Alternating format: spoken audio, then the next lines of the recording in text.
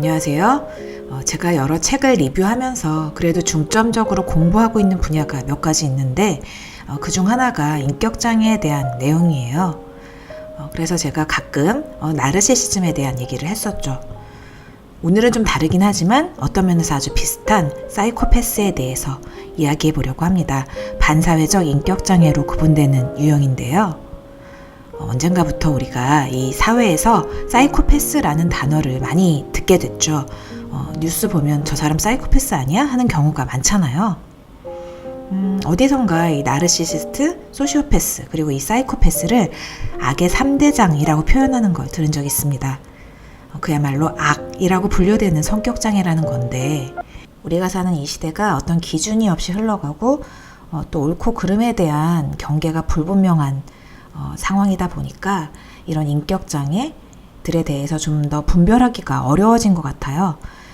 그래서 우리가 이들에 대해서 잘 알고 있으면 그런 상황이 됐을 때 지혜롭게 대처할 수 있지 않을까 해서 오늘 주제를 정해봤습니다. 제가 오래전에 이웃집 사이코패스라는 책을 읽은 적 있어요. FBI 프로파일러들이 이 연쇄살인범의 심리를 연구해서 정리해 놓은 책인데요. 거기에 이런 얘기가 있습니다. 연쇄살인범의 이력을 조사한 결과에 따르면 사이코패스 연쇄살인범은 평범한 가정에서도 나온다고 합니다. 부모의 학대를 받거나 고아로 성장해야만 살인범이 되는 것은 아닙니다. 정신분열 증세가 있어야만 하는 것도 아닙니다. 특히 다음과 같은 3가지 조건을 갖추고 있다면 그 확률은 더 커진다고 합니다. 5살이 넘도록 야뇨증을 보이고 잔혹하게 동물을 학대하거나 죽이며 죄의식 없이 방화를 저지르는 경우입니다. 이것은 여러분을 놀래키기 위해 지어낸 이야기가 절대 아닙니다. 과학적인 통계 조사의 결과입니다. 적어도 지금까지 나타났던 사이코패스 범죄자들의 공통적인 특징이었습니다. 밤에 오줌을 싸는 것, 동물을 학대하는 것, 불을 지르는 것은 불만과 욕구를 사회적 관계를 통해 정상적으로 해소하지 못할 때 생기는 것들입니다. 이런 내용의 얘기는 많이 들어보셨을 거예요. 그런데 근본적으로 해석하자면 사이코패스가 되는 사람들은 통계적으로 유아기 때 불만과 욕구를 정상적으로 해소하지 못했을 때 나타난다고 이야기하고 있는 겁니다. 놀라운 건 평범한 가정에서도 이런 성향이 나올 수 있다는 거죠. 그런데 이런 사이코패스 성향의 사람이 100명 중 1명꼴로 있다고 하더라고요. 이 사이코패스 성향이 있다고 해서 다 살인자는 아니지만 생각보다 굉장히 많은 비율의 사람이 관계에 있어서 감정적인 유대나 동질감 같은 걸 느끼지 못하고 자기 자신을 위해서 관계 혹은 그 사람을 이용할 수 있는 사람이라는 말인데요. 이런 성향에 대해서 짐 와일더가 쓴 나르시시즘, 그 판도라의 상자를 열다라는 책엔 이렇게 설명되어 있습니다. 사람이 진정으로 자신을 속일 수 있을까? 스스로 유발한 고통에 무관심할 수 있을까? 다른 사람과 유대관계를 맺은 뒤 그 관계를 통해 이익을 볼 수 있을까? 대답은 그렇다이다. 인구의 약 15%는 정확히 이런 행동을 한다. 사이코패스 기질이 있다는 말이다. 사이코패스에 대한 선두 전문가인 로버트 헤어 교수는 사이코패스가 3단계의 약탈 과정을 밟는다고 말한다. 그들은 희생양이 그들의 영향력 안에 들어오도록 애착을 이용하며 상대방이 상처를 입더라도 아무 죄책감을 느끼지 않는다. 사이코패스는 이용 가치가 있다고 생각하는 사람들의 약점을 찾아낸다. 용의주도하게 사람을 통제하고 유대감을 맺고 원하는 것을 손에 넣는다. 희생자가 쓸모없어지면 다음 희생자를 찾아 나선다. 사실 이 내용은 이 책에서 나르시시스트를 설명하기 위해서 사이코패스를 보완해서 설명한 내용이에요. 이 책에서는 나르시시스트와 사이코패스를 합해서 자기를 합리화하는 약탈자라고 표현을 합니다. 자기 합리화라는 말은 이 책에서 자신이 한 거짓말을 스스로 믿어버린다는 표현이에요. 저는 사실 이 두 부류의 인격장애가 큰 차이는 없다고 봐요. 둘 다 자기 자신 외에는 다른 어떤 대상을 올바로 사랑할 수 없고 다른 사람의 독립성을 인지하지 못하는 형태로 나타나는데요. 상대방의 상태나 상황에 관계없이 자신의 감정만을 이입해서 사태를 인식하고 행동한다는 거죠. 자기도취에 빠진 사람들이라고 말할 수도 있겠는데요. 타인을 다른 사람이 아닌 자신의 연장으로 인식하기 때문에 그 사람의 감정을 알 필요도 없고 자신의 도구로서도 당연한 거라고 생각하는 거예요. 흔히들 사이코패스와 같은 약탈자는 공감 능력이 없다고 생각한다. 하지만 이런 생각은 잘못이다. 사이코패스는 약탈 행위를 성공시키는데 공감 능력을 악용할 줄 아는 자들이다. 그들은 타인이 고통을 느끼는 원인을 매우 정확히 이해하며 희생자가 느끼는 감정을 꿰뚫어 본다. 사이코패스는 감정을 읽고 이해하는 능력을 이용해 희생자를 통제하고 조종한다. 사이코패스의 인지적 공감 능력은 그 정확성에서 전혀 손상된 부분이 없는데 다만 그렇게 감지한 고통을 타인과 정서적으로 공유하지 않을 뿐이다. 한 연구는 치료받은 후 폭력적 사이코패스의 재범률이 오히려 20%까지 증가했다고 보고한다. 치료로 인해 그들의 인지적 공감 능력이 향상되고 약탈의 기술은 더욱 정교해졌다는 것이다.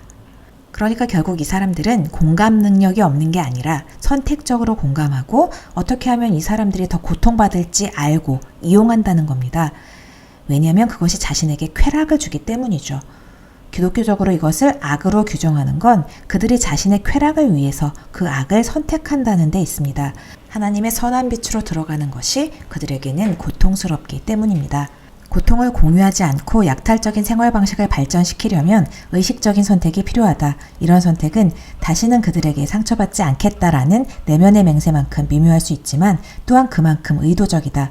고통을 공유하기 거부하는 태도는 광범위한 영역에서 나타난다. 어떤 사람들, 진단받은 사이코패스에게 이 정도는 우스울 정도로 쉽다. 하지만 어떤 이들에게는 거의 불가능한 일이다. 자기애적인 길을 선택한 사람은 더 능숙하게 고통을 거부할 수 있도록 노력한다. 많은 종류의 훈련과 폭력적인 미디어나 게임은 고통을 공유하길 거부하는 인간의 능력을 크게 향상시킨다. 마약, 니코틴, 쾌락, 스릴 추구, 주의 산만, 다수의 섹스 파트너, 과도한 몰입, 충동 역시 타인의 고통에 무감하도록 일조한다. 네, 모든 선택은 자신의 쾌락을 위해서 하게 된다는 거예요. 반성하고 후회하는 건 고통스럽잖아요. 그 선택을 절대 하지 않는다는 거죠. 그들의 뇌는 이런 체계로 생각한다고 합니다. 이 뇌에서 우리의 고통을 너의 고통이라고 정의한다면 약탈형 시스템은 너의 고통을 나의 이익으로 금방 치환한다는 겁니다. 무슨 말인지 아시겠죠? 이 내용은 아까 말씀드렸던 것처럼 나르시시스트와 사이코패스가 모든 상황에서 자기 합리화를 선택하면서 겪게 되는 이 뇌의 체계라는 건데 사이코패스의 뇌가 이런 방식으로 탄생하게 된다는 것입니다. 나르시시즘 그 판도라의 상자를 열다 에서 사이코패스를 이렇게 정의합니다. 사랑, 두려움, 죄책감, 후회가 없으며 남들의 고통에 조금도 심리적 동요가 없는 사람을 말한다. 약탈자가 보호자로 변화되지 않는 신앙생활에는 의미가 없다. 우리의 신앙 행위는 기껏해야 약탈적인 충동을 통제하도록 동기부여를 하는 정도로만 도움이 되는데 이런 각오로는 이따금 충돌을 다스리는 데 실패하다가 정기적으로 다시 악화되는 패턴을 되풀이할 뿐이다. 나르시시스트, 특별히 사이코패스적인 성향을 보이는 사람을 변화시키려면 자기 통제는 현재 치료법으로는 충분하지 않다. 그렇다면 이 사이코패스가 평범한 사람처럼 될 수 있을까요? 나르시시스트를 설명하면서도 말씀드렸지만 저는 거의 불가능하다고 생각해요. 살아가면서 스스로를 돌아보고 반성하고 더 나은 사람으로 성장하는 것이 저는 인간의 능력이자 특권이라고 생각하거든요. 그런데 모든 것을 자기 자신의 이익과 관련지어서 생각하고 쾌락만을 위해서 주변을 조정한다면 그건 근원적인 악이라고밖에 표현할 수 없는 거니까요. 하지만 저는 기독교에서 하나님은 그 사람이 어떤 사람이든지 간에 마지막까지 돌이키길 원하신다는 걸 알고 있습니다. 이것이 하나님의 사랑의 영역인데요. 그래서 단 한 사람이 변화될 수 있다면 하나님의 빛 가운데 들어갈 수 있었다면 그것은 가능성이라고 봐야 한다는 거죠. 하나님은 우리를 그런 가능성의 존재로 창조하셨기 때문입니다. 이런 부분에 대해서 나르시시즘, 그 판도라의 상자를 열다에 자세히 설명이 되어 있는데요. 나중에 이 나르시시스트에 대한 얘기를 하면서 다시 이 부분에 대해서 심도 있게 이야기해 보도록 하겠습니다. 그럼 여기까지 정리하고 인사드릴게요. 여러분에게 도움이 되고 회복이 되는 이야기였길 바라면서 지금까지 크리스찬 인사이트에서 전해드렸습니다. 감사합니다.